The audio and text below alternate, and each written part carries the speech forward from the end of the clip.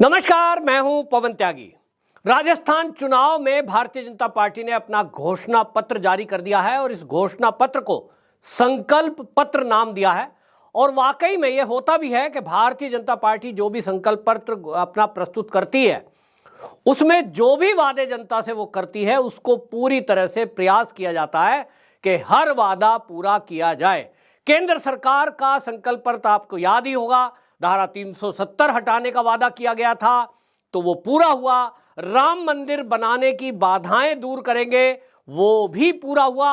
और इस तरह से जो जो वादे संकल्प पत्र में किए जाते हैं भारतीय जनता पार्टी उनको पूरा करती है, ये जनता को विश्वास है। और इसीलिए भारतीय जनता पार्टी का संकल्प पत्र जैसे ही आया कांग्रेस के खेमे में भूचाल मच गया, क्योंकि कांग्रेस के जो कहे घोषणा पत्र उन्होंने भी जारी किया है और उन्होंने कहा हम बिजली फ्री देंगे, किसानों के ऋण माफ करेंगे। लेकिन जनता का कहना यह है कि ये वही कांग्रेस है जो राहुल गांधी जनता के बीच में खड़े होकर पिछली बार चुनाव में 10 की गिनती गिनवा रहे थे और कह रहे थे किसानों का कर्जा 10 दिन के अंदर माफ कर दिया जाएगा। हुआ क्या? अभी तक 5 साल बीत गए, किसानों के कर्जे माफ नहीं हुए। जिनके कर्जे माफ हुए किसी का 5,000, किसी का 2,000 और सबके साथ मजाक किया गया। वादा किया गया था, पूरा नहीं किया। उसके अलावा लॉ एंड ऑर्डर की सिचुएशन राजस्थान में सबने देखी, किस तरह से रेप में पूरे भारत के अंदर राजस्थान नंबर 1 पर पहुंच गया। यानी महिलाओं की रक्षा सुरक्षा में अशोक गहलोत की सरकार पूरी तरह फेल हुई।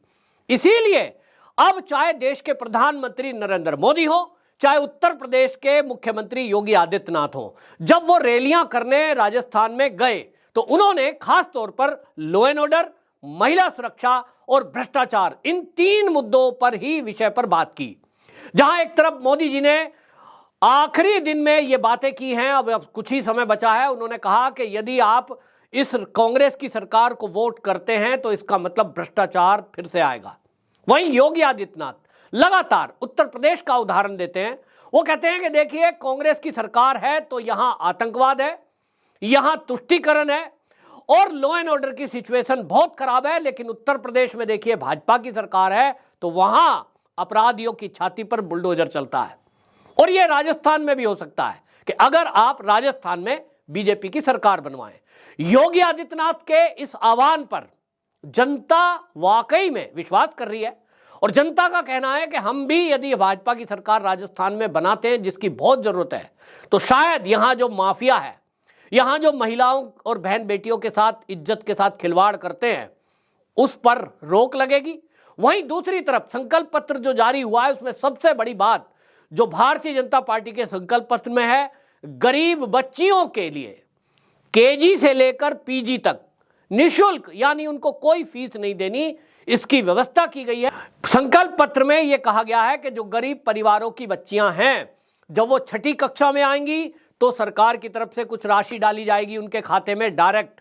फिर वो 8वीं में आएगी, फिर कुछ राशि डाली जाएगी, फिर 10वीं में आएगी तब राशि डाली जाएगी और 12वीं में आई तो उसको स्कूटी दी जाएगी जो भी गरीब परिवार की बच्चियां हैं। यानी राजस्थान में यदि भारतीय जनता पार्टी की सरकार बनती है तो लड़कियों के लिए स्कूटी देने का वादा भारतीय जनता पार्टी के संकल्प पत्र में किया गया है।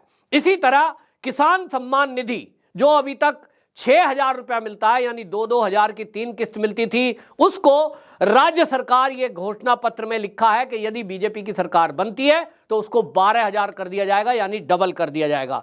इसी तरह आपको बता दें, बेटी का जन्म लेने पर, क्योंकि मृत्यु दर जो है गर्भावस्था में ये एक समस्या है, बेटी के जन्म को बुरा मानना ये भी हरियाणा और राजस्थान में एक समस्या है। इसको खत्म करने के लिए, यानी अगर बेटी पैदा हो तो माँ बाप उसको बोझ ना समझें, इसके लिए आपको बता दें वहां तय किया है कि बेटी का यदि जन्म होगा किसी भी परिवार में तो 2 लाख रुपए उस बेटी के नाम, उस बच्चे के नाम एक बॉन्ड दिए जाएंगे। और जैसा मैंने कहा, बेटी है तो उसकी पढ़ाई की पूरी व्यवस्था, ये तो हर घर में जो बेटी पैदा होगी 2 लाख का बॉन्ड दिया जाएगा। इसके अलावा जो गरीब परिवार की बच्चियां हैं उनकी पढ़ाई की व्यवस्था पूरी सरकार की तरफ से होगी। ये बहुत बड़ा एक गेम चेंजर दाव होने वाला है। महिलाओं की वोट इसी मुद्दे पर ज्यादा मिलने वाली है। इसके अलावा आपको बता दें, जो कुछ योजनाएं की घोषणा की है, जिसकी बहुत ज्यादा चर्चा राजस्थान में है, उसमें लखपति दीदी की एक चर्चा है।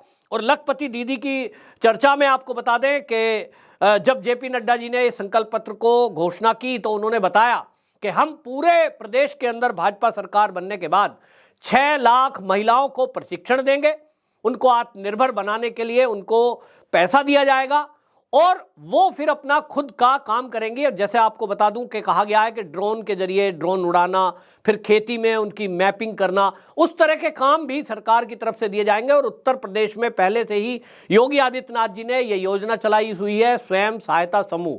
उसके जरिए आज उत्तर प्रदेश की करोड़ों महिलाएं लखपति बन चुकी हैं। अब ये योजना राजस्थान में भी लागू होगी और इसीलिए ये कहा गया है। दूसरी तरफ जो पेपर लीक का घोटाला बार बार वहां सुनने में आ रहा है, उसको लेकर भी बीजेपी ने वादा किया है कि हम अगर सत्ता में आते हैं तो एसआईटी का गठन करेंगे और जो भी उसके लिए दोषी हैं, चाहे कोई मंत्री भी क्यों ना हो, जेल की सलाखों के पीछे जाएगा। ये बहुत जरूरी है।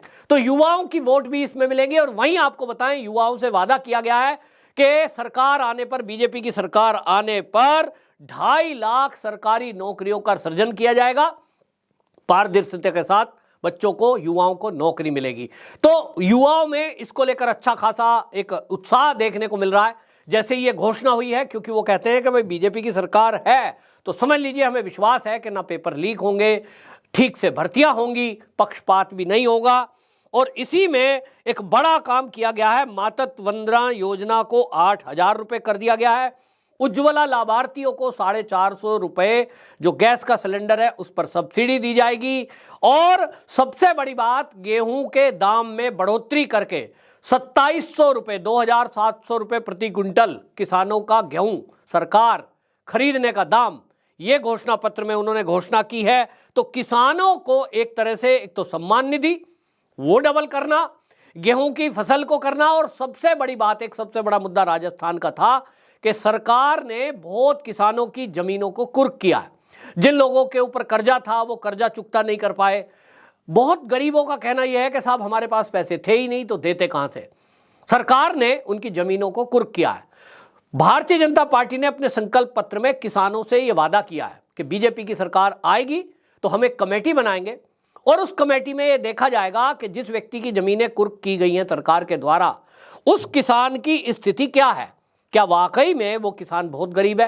क्या वाकई में उस किसान के पास वो संसाधन नहीं है कि वो पैसा नहीं लौटा पाया? अगर कोई ऐसा किसान है तो उसकी जमीन वापस दी जाएगी। ये बहुत बड़ी राहत की खबर है और इसको लेकर पूरे राजस्थान के किसानों में बड़ा एक उत्साह है, खासतौर पे उन लोगों के लिए जिनकी जमीनें कुर्क कर ली गई हैं। वो कहते हैं कि भाई ये हमारे साथ अन्याय हुआ कि हम जब पैसा दे ही नहीं सकते थे तो हम देते कहां से। और इसलिए भारतीय जनता पार्टी ने इस मुद्दे को अपने घोषणा पत्र में शामिल किया है। वहां आपको बता दूं कि सबसे बड़ा मामला एक और भी है, आवास का।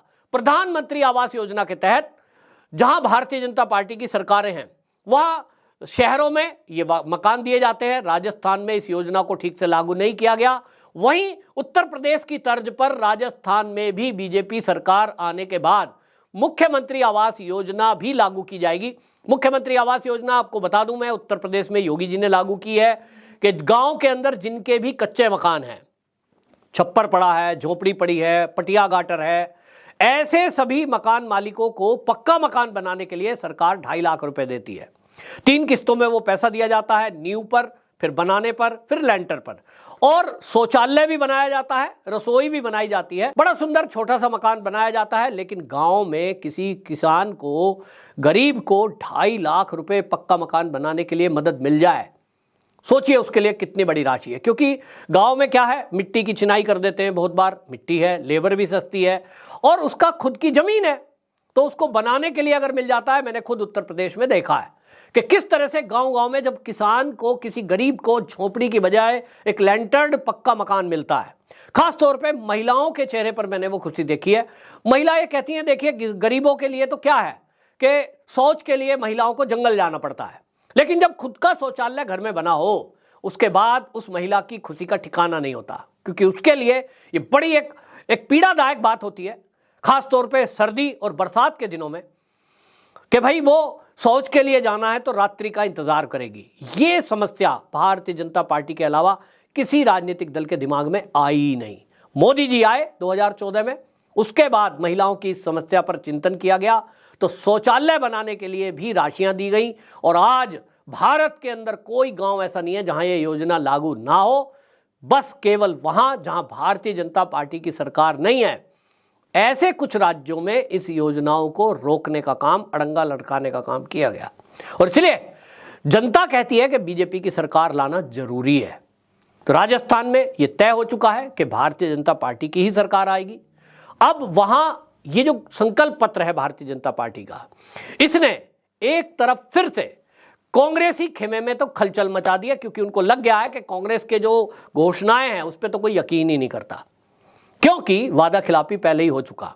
जिस तरह से भ्रष्टाचार राजस्थान में हुआ, यह अपने आप में एक बड़ा मुद्दा है। लाल डायरी का जिक्र हर चुनावी सभा में हुआ है, चाहे मोदी जी की सभा हो, चाहे वो वहां पर कोई और प्रत्याशी जेपी नड्डा हो, चाहे वहां गृह मंत्री अमित शाह की रैलियां हो, इन सब में वो चर्चा का विषय रहा है, क्योंकि कांग्रेस के अंदर से ही वो राज फूटा है।